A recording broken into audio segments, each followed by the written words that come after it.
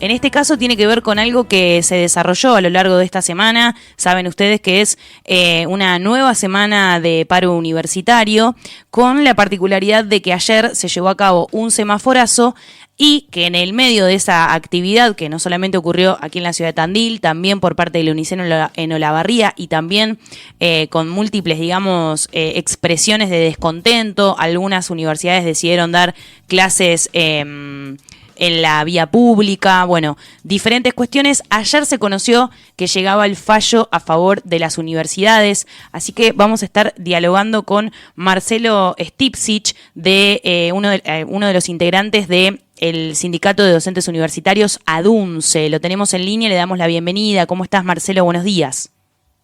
Hola, ¿qué tal? Buenos días. Para vos y para toda la audiencia, ¿cómo estás? Bien, bien, muy bien. ¿Cómo están ustedes luego de, bueno, de esta ocasión, digamos, de encontrarse en plena lucha docente y con el fallo favorable? ¿Con qué ojos lo están mirando?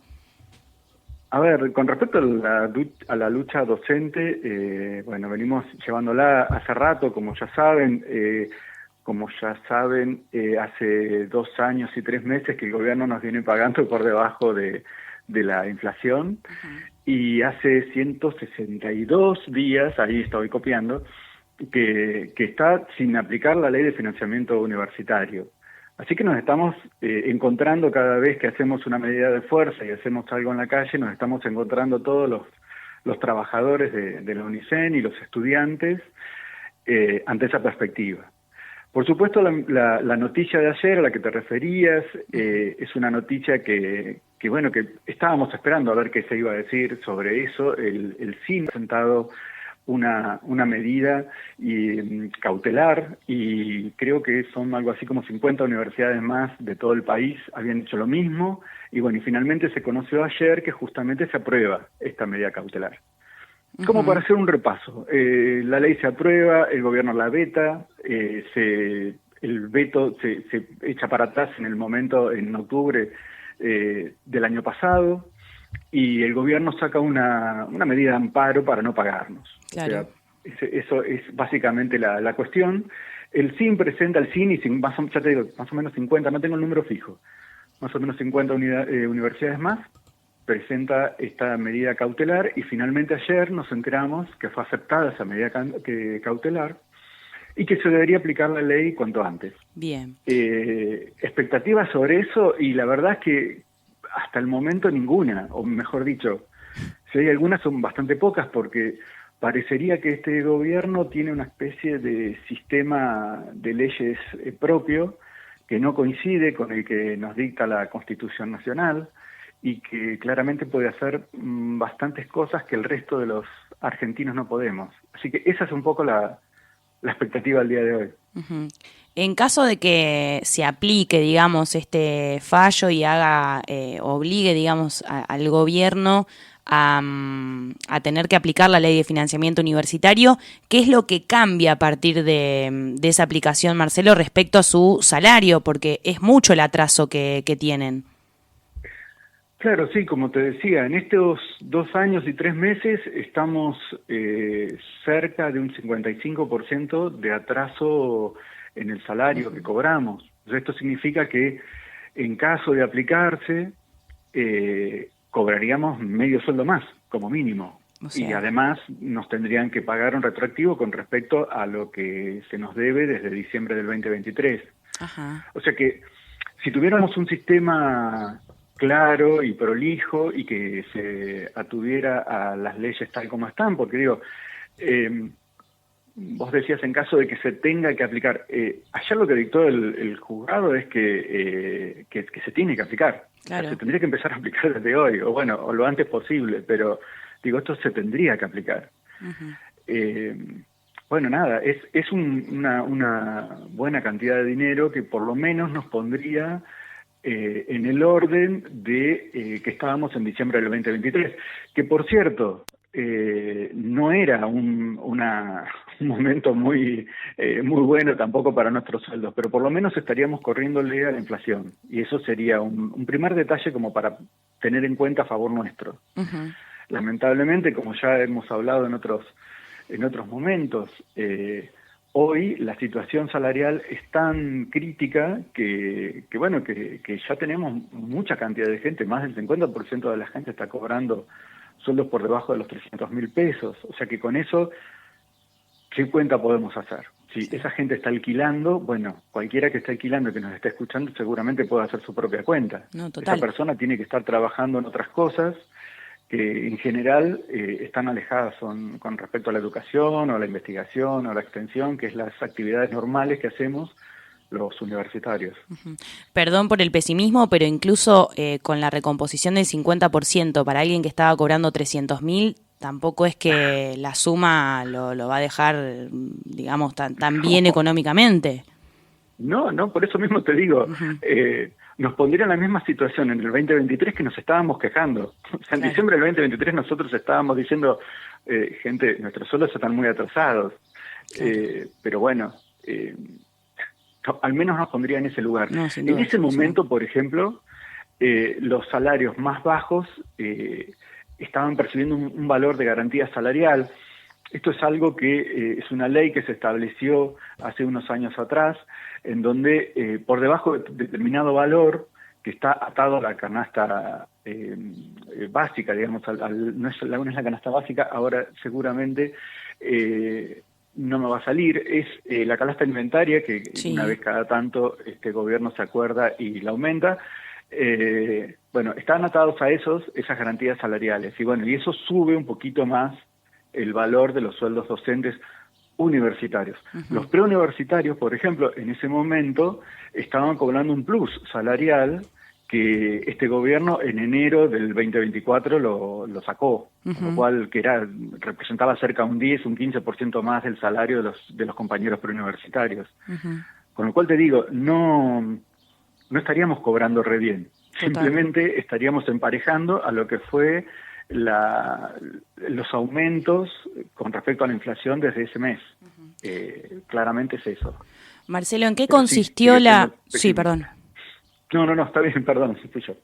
¿En qué consistió la actividad en el semáforo de ayer y cómo se sintieron? ¿Se vieron acompañados por la gente que allí pasaba casualmente y bueno, esas cosas de ocupar el espacio público también, ¿no?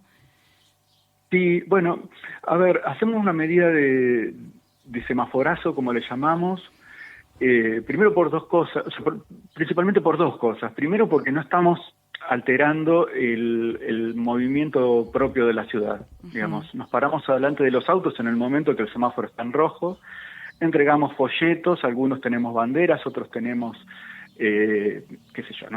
cuadritos pintados con lo que estamos reclamando, y la gente también se puede informar. Y cuando se pone el semáforo en verde nos corremos del lugar y vamos a la otra esquina que está el semáforo en rojo. Esa es un poco la historia de esta medida, y que nos pone bien porque por un lado sacamos el peso a la gente de tener que decir, no puedo pasar por acá porque están estos cortando la calle, digamos, eso no sucede.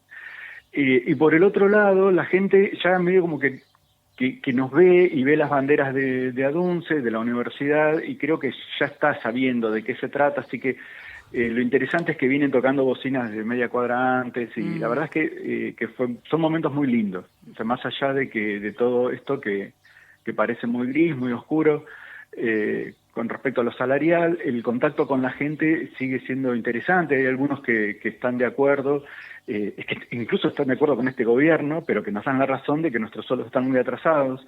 Vuelvo a insistir, la salida a la calle, incluso el encontrarnos con compañeros que trabajan en otras áreas, estar todos juntos, estar en contacto con la gente que día a día tiene que trabajar igual que nosotros, nos da también una especie de aire como para seguir con esta lucha. Supongo que por supuesto, desconociendo lo que iba a ser este fallo, quizás ya tenían algo diagramado sobre cómo continuaba el plan de lucha. Había algunas otras actividades, cómo continuarían, digamos, la semana posterior a la Semana Santa. ¿Están en condiciones de volver a presentarse, a hacer un paro docente o cómo lo evalúan a esto? El plan de lucha que tenemos hasta ahora incluye todas las medidas de abril, digamos, de este mes. Uh-huh. Este mes ya se paró la primera semana, digamos, esta que estamos ahora, uh-huh. Y se hace una semana también de paro el día 27. Bien. Ese plan de lucha incluye también que antes de esa semana, digamos, yo no sé, no me puedo poner una fecha fija porque de hecho todavía no la tenemos, pero en esa semana previa al paro total de la semana del 27, vamos a organizar una juntada con un montón de compañeros en el marco de una carpa que viene circulando a lo largo y ancho de todo el país, en diferentes universidades, en donde la idea es hacer un acto, un poco también manifestando nuestra problemática, pero también uniéndonos con los demás sectores que están pasando por lo mismo.